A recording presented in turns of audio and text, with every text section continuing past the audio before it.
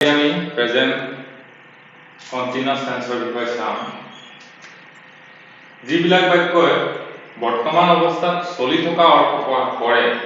তেনেবিলাক বাক্যই present continuous টেন্সৰ অন্তৰ্গত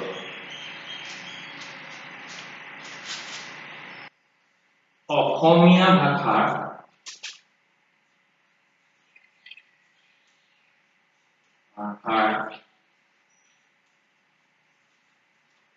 যিবিলাক বাক্যৰ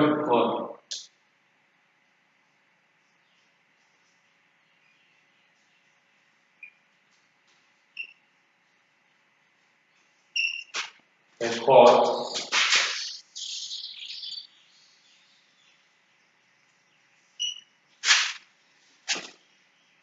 से सु सा आदि থাকে তেনে বিলাক বাক্যই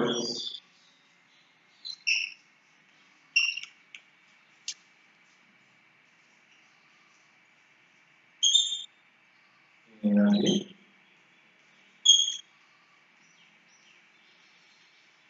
প্ৰেজেন্ট কন্টিনিউয়াস টেন্স হয়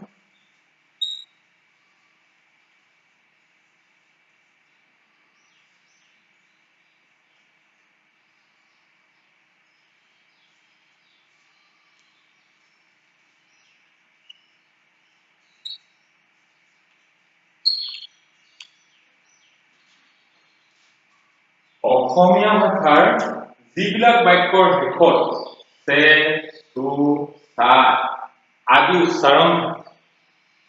তেনেবিলাক বাক্যই ইংৰাজীত প্ৰেজেন্ট কন্টিনিউয়াস টেন্স হয়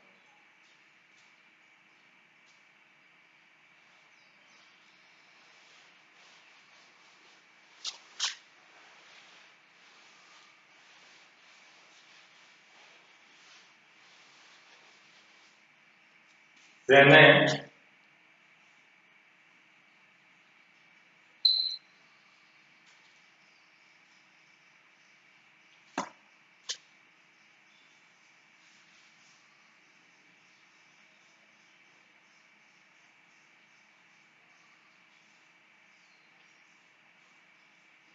মই নাচি আছো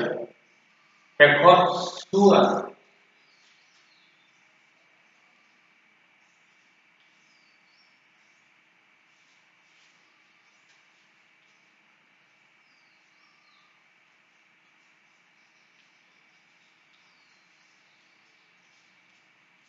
তাই গান গাই আছে শেষত সে আছে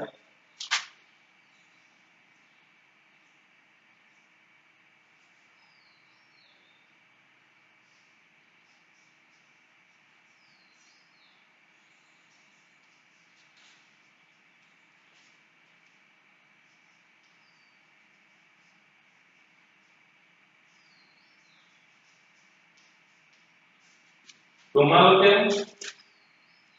খেলি আছা শেষত সা আছে গতিকে সে সু সা আদি উচ্চাৰণ যিবিলাক বাক্যত থাকে সেইবিলাকেই হৈছে প্ৰেজেন্ট কন্টিনিউয়াস টেন্সৰ বাক্য আমি প্ৰেজেন্ট কন্টিনিউয়াস টেন্সৰ গঠন প্ৰণালীৰ বিষয়ে এতিয়া চাম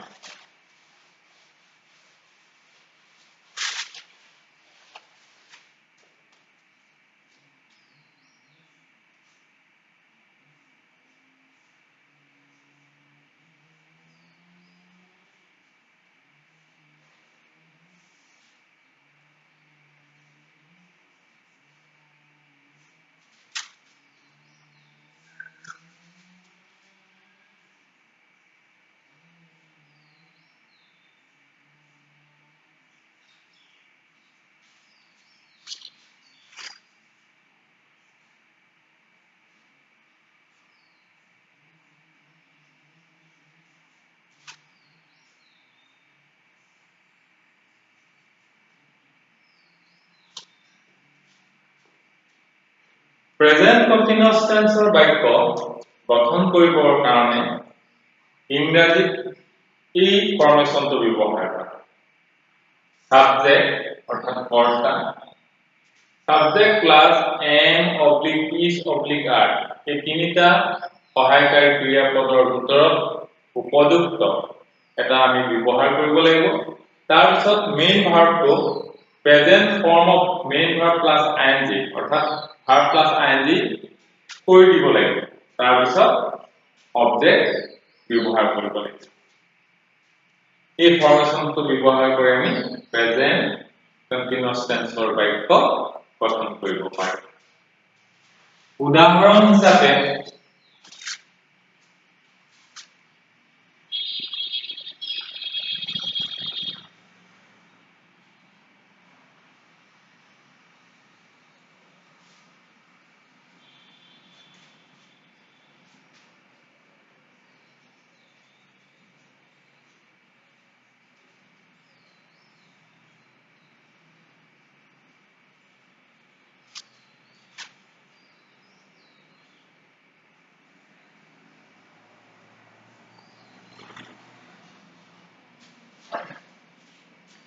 She is making a sweater.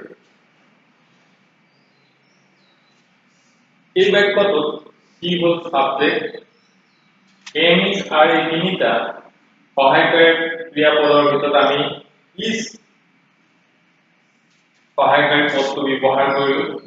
যেহেতু she সিঙ্গুলাৰ নাম্বাৰ এই কাৰণে আমি is ব্যৱহাৰ কৰিলো ভাৰ্ব হৈছে need ভাৰ্বৰ লগত আমি ing যোগ কৰিলো knitting কৰিলো এই sweater হৈছে অবজেক্ট গতিকে আমি এই 1 2 3 4 বা 5 ing 5 তো 5টা ভাগত বা 5টা অংশ আমি এই বাক্যটো ভাগ কৰি পেলাব অৰ্থাৎ এই ফৰ্মেশনটোৰ অনুসৰি এই বাক্যটো গঠন কৰা হৈছে সাবজেক্ট সি am is are তিনিটাৰ ভিতৰত আমি is ব্যৱহাৰ কৰিলো যেহেতু সি singular number verb plus ing need plus ing knitting কৰিলো তাৰ পিছত অবজেক্ট এই sweater এই ফৰ্মেশনটো ব্যৱহাৰ কৰি আমি প্ৰেজেন্ট কন্টিনিউয়াস টেন্সৰ বাক্যবিলাক গঠন কৰিব পাৰো আৰু প্ৰেজেন্ট কন্টিনিউয়াস টেন্সৰ বাক্য আমি যদি পেসিভ কৰিব বিচাৰো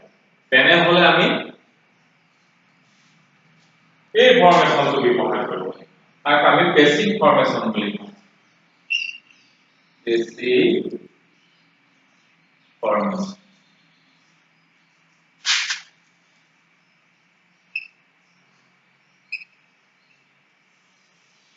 পেসিভ ফৰ্মেশন আমি জানো অবজেক্টটো সাবজেক্ট কৰি পেলাব লাগিব সাবজেক্ট কৰিব plus am oblique is oblique are এই তিনিটা সহায়কাৰী ভিতৰত উপযুক্তটো ব্যৱহাৰ কৰিব লাগিব প্লাস being বুলি এটা নতুন শব্দ সংযোগ কৰিব plus past participle form of main verb কৰিব লাগিব প্লাস by কৰিব লাগিব প্লাস subject to object ৰ স্থানত লিখিব লাগিব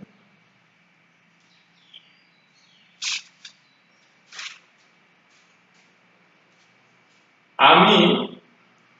প্ৰেজেন্ট কন্টিনিউয়াস টেন্সৰ বাক্য যদি পেসিভ ফৰ্মেশনলৈ নিব বিচাৰো বা পেসিভ ভয়েসলৈ ৰূপান্তৰিত কৰিব বিচাৰো তেতিয়া আমি এই ফৰ্মেশনটো ব্যৱহাৰ কৰিম অবজেক্টটো আমি সাবজেক্টৰ স্থানলৈ আনিব লাগিব তাৰ পিছত am is are এই তিনিটা অক্সিলাৰি সহায়কাৰী ক্ৰিয়াপদৰ ভিতৰত আমি নাম্বাৰ বা পাৰ্সনৰ অনুসৰি যেটো ব্যৱহাৰ হয় তাক আমি ব্যৱহাৰ কৰিব লাগিব তাৰ পিছতে being বুলি নতুন এটা শব্দ সংযোজন কৰিব লাগিব আৰু ইয়াত verb plus ing আছে এই verb plus ing অংশটো past participle form of main verb কৰি দিব লাগিব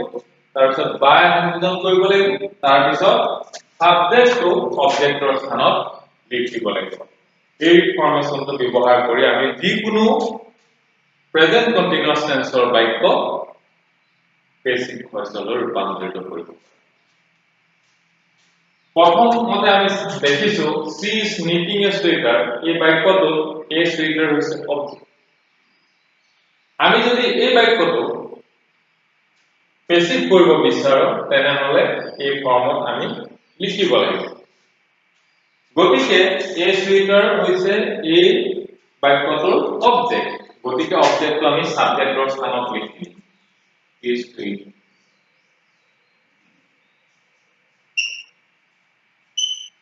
A suitor হৈছে সিঙ্গুলাৰ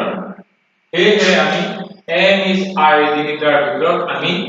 is সহায়কাৰী ক্ৰিয়াপদটো ব্যৱহাৰ কৰোঁ তাৰ পিছত be অংশটো ব্যৱহাৰ কৰোঁ তাৰ পিছত past participle form of main verb need verbৰ past participle form হৈছে need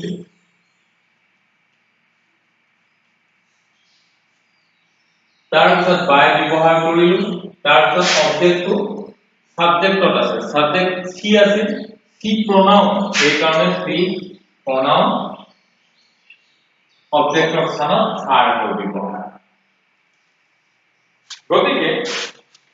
আমি এতিয়া কি পালো যে a shelter is being needed by her অৰ্থাৎ এই পদ্ধতিৰে আমি প্ৰেজেন্ট কন্টিনিউয়াস টেন্সৰ বাক্যবিলাক বেসিক ভয়েসলৈ ৰূপান্তৰিত কৰিব পাৰো ধৰি ললো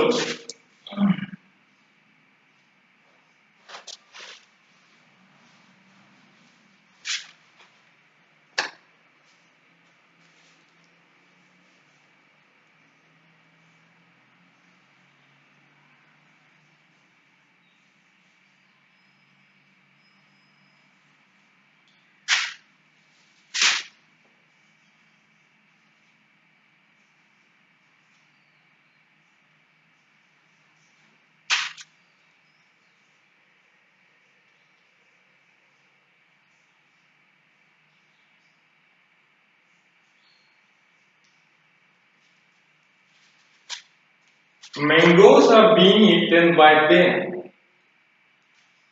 আমি বাক্য এটা পাইছো the mangoes are being eaten by them এই বাক্যটো এই ফৰ্মেশনত আছে mangoes আছে subject am is are তিনিটাৰ ভিতৰত are ব্যৱহাৰ হৈছে এই mangoes আম বহুত আছে plural form গতিকে are ব্যৱহাৰ হৈছে প্লাস being হৈছে ব্যৱহাৰ past participle verb eaten হৈছে ব্যৱহাৰ কৰা হৈছে আৰু by ব্যৱহাৰ কৰিছো লগত আমি অবজেক্ট them লিখো এই বাক্যটো আমি গম পাইছো যে ই প্ৰেজেন্ট কন্টিনিউয়াস টেন্সৰ বাক্য কিন্তু পেসিভ হয় আমি এই বাক্যটো যদি এক্টিভ ভয়েস তথা টেন্সলৈ টেন্সৰ ফৰ্মলৈ যদি ৰূপান্তৰিত কৰিব বিচাৰো তেতিয়া আমি এইটো ফৰ্মেশনলৈ লৈ যাব লাগিব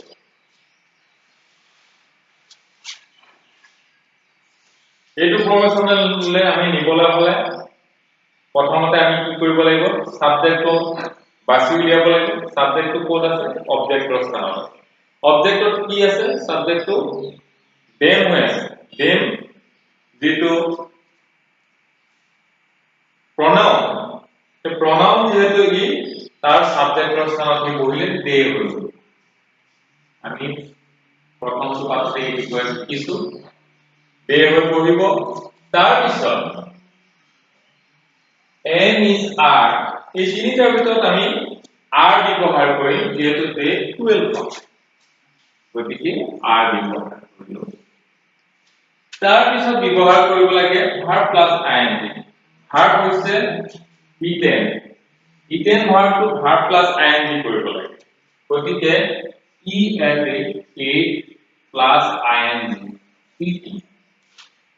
whole plus object to দিব লাগে object কি আছে সাবজেক্টৰ স্থানত আছে mangoes গতিকে আমি mangoes তো objectৰ স্থানত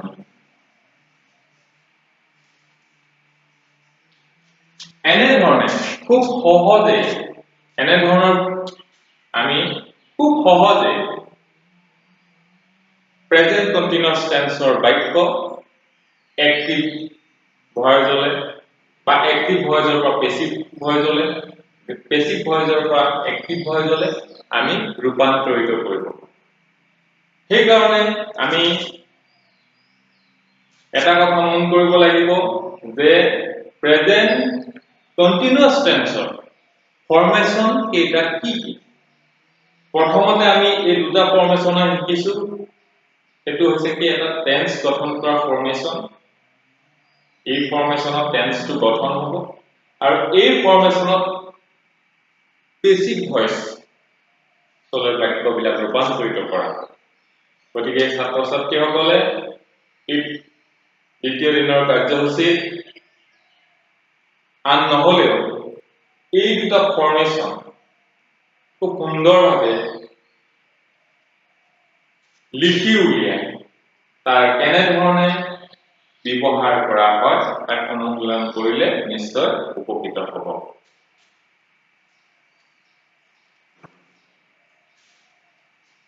আমি এতিয়া আৰু এটা বাক্য আমি চাম। কেতিয়াবা খুব দীঘল বাক্য থাকিব পাৰে বা লিখিব পাৰে। ধৰি ললো the headmaster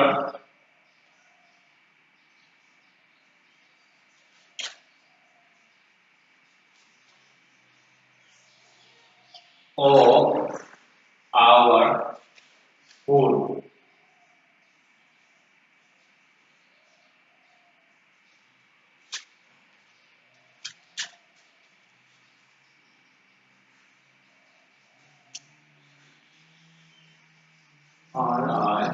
and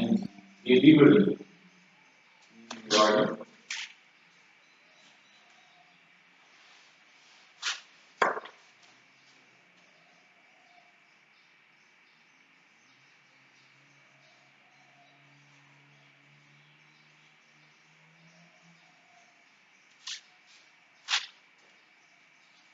The headmaster of our school is delivering good speech. এই বাক্যটো আমি প্ৰথমতে আমাৰ প্ৰয়োজনীয় খণ্ডখিনি আমি বাছি উলিয়াব। আমি প্ৰথমতে বাক্যটো আমি লক্ষ্য কৰি দেখিছো যে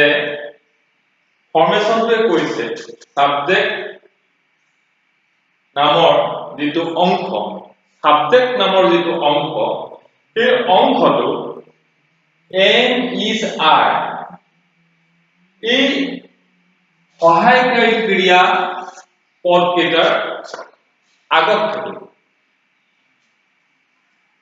সাবজেক্ট ক'ত থাকিব যে am is are এই তিনিটাৰ ভিতৰত যিকোনো এটা আগত যিটো অংশ থাকিব সেইটো হৈছে সাবজেক্ট। গতিকে আমি পাইছো দা হেডমাস্টাৰ of hour school.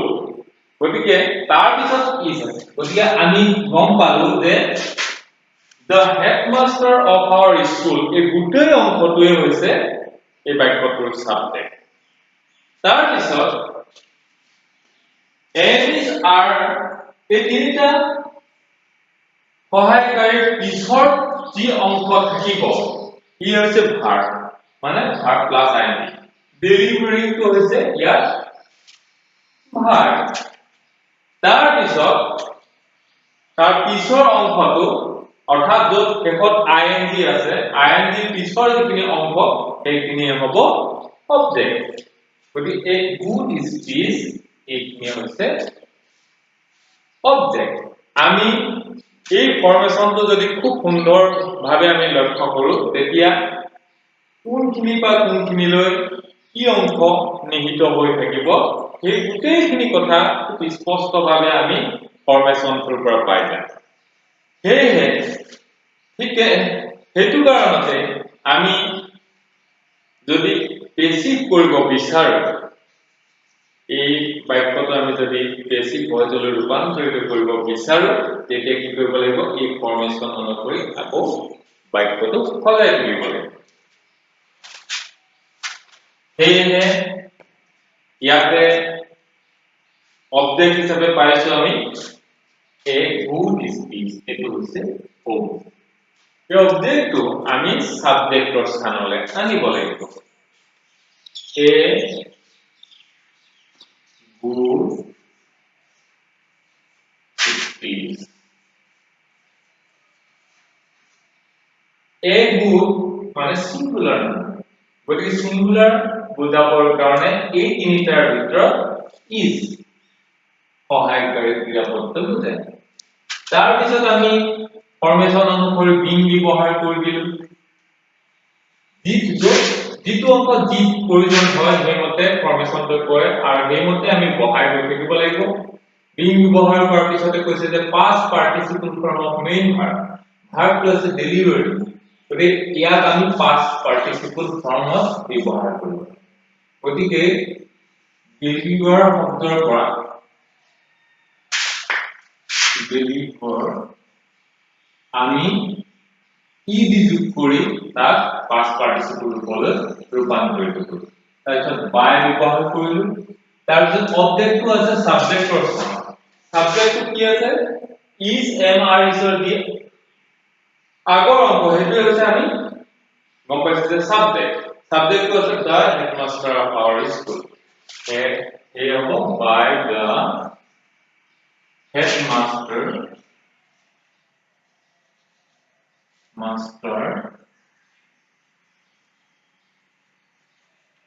of our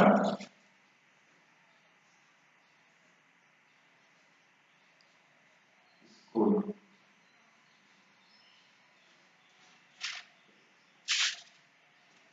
গতিকে এনে ধৰণে খুব সহজে অতি সহজ বুলি ক'ব লাগিব বৰ বেছি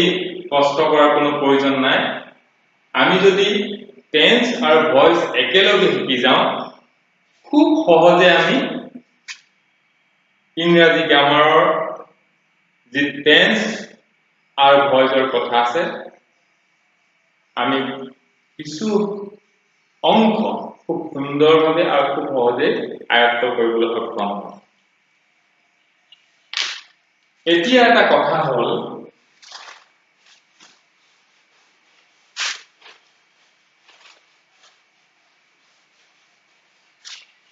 কোনো এটা বাক্য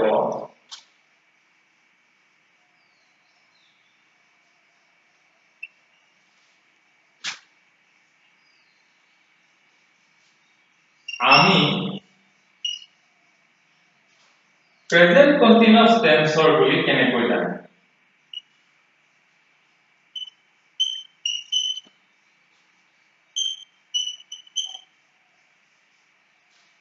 টেন্সৰ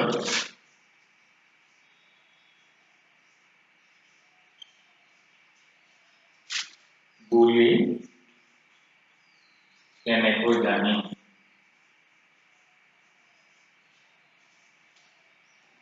জানি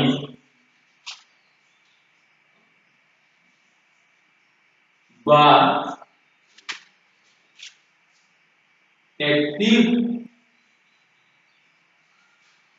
ने पैसिव वॉइस बताते हैं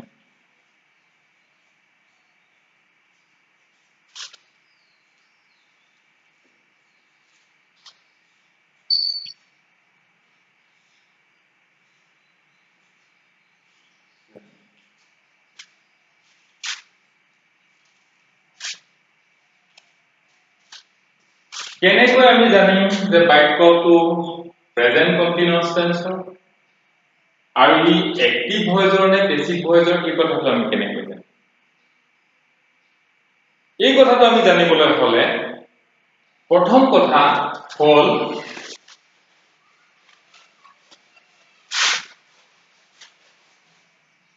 উত্তৰত আমি লিখিব লাগিব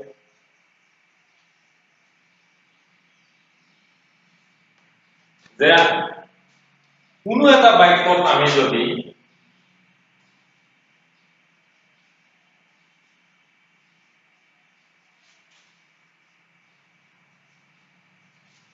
আমি যদি am oblique is oblique are এই তিনিটাৰ ভিতৰত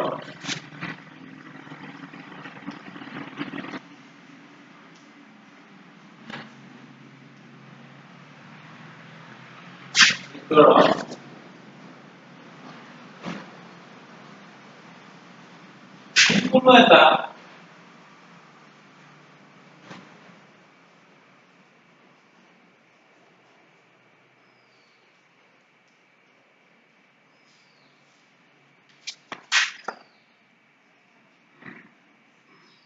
বহি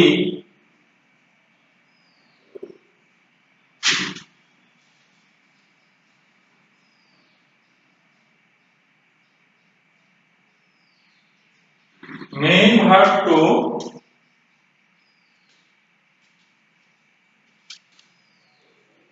verb plus ing অৱস্থাত পাম হৈ থকা পাম পাওঁ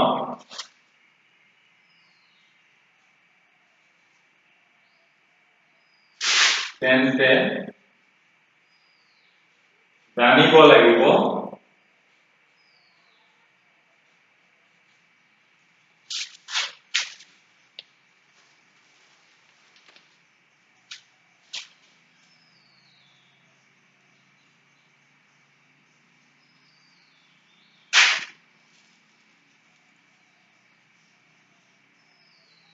জানিব লাগিব বাক্যটো প্ৰেজেন্ট কন্টিনিউয়াস টেন্সৰ হয়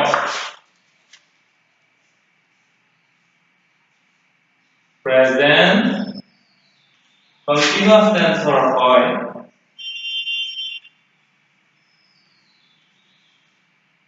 টেন্সৰ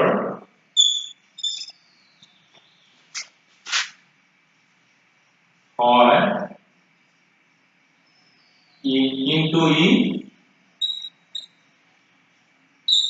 एक्टिव ভয়েস আছে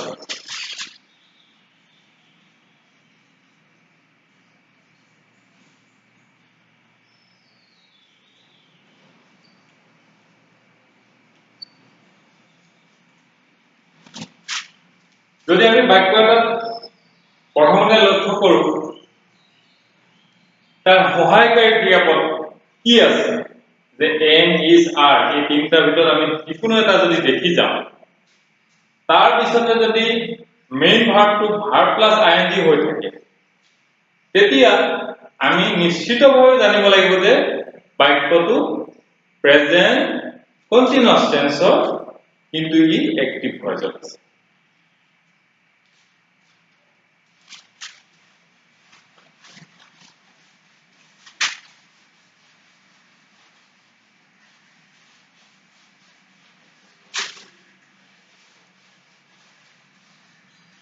দ্বিতীয়তে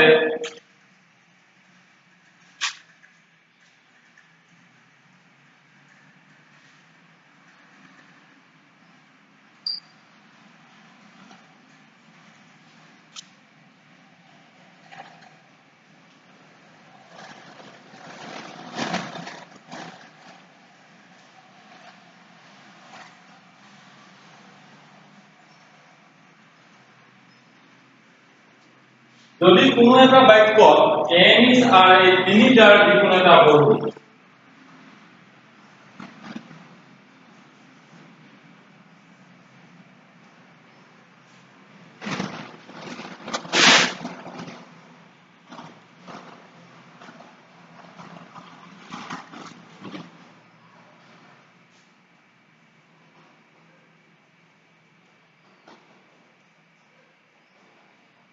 বহাৰ পাছত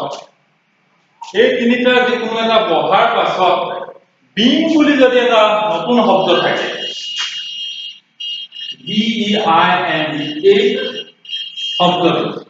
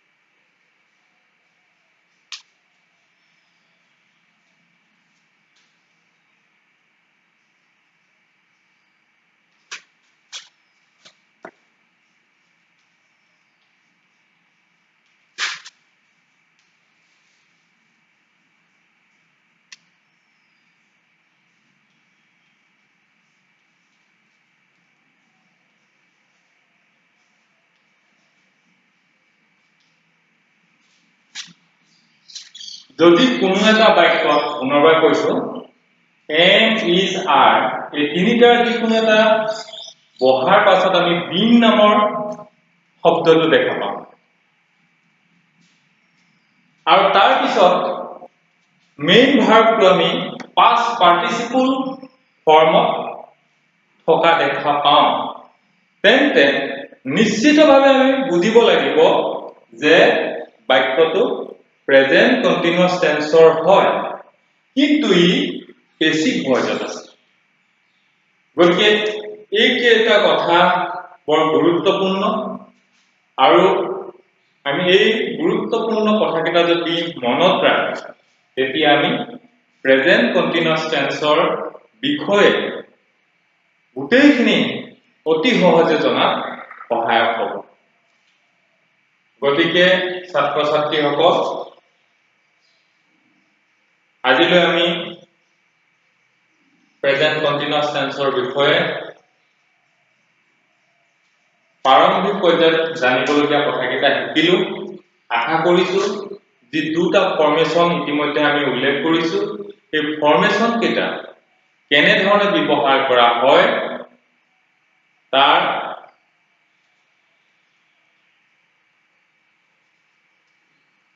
ব্যৱহাৰ কৰিবলৈ অৰ্থাৎ নিজেও অনুশীলন কৰা এক প্ৰয়াস কৰিবৰ কাৰণে অনুৰোধ জনাই আজি পাঠমানতে সামৰণি মাৰিছো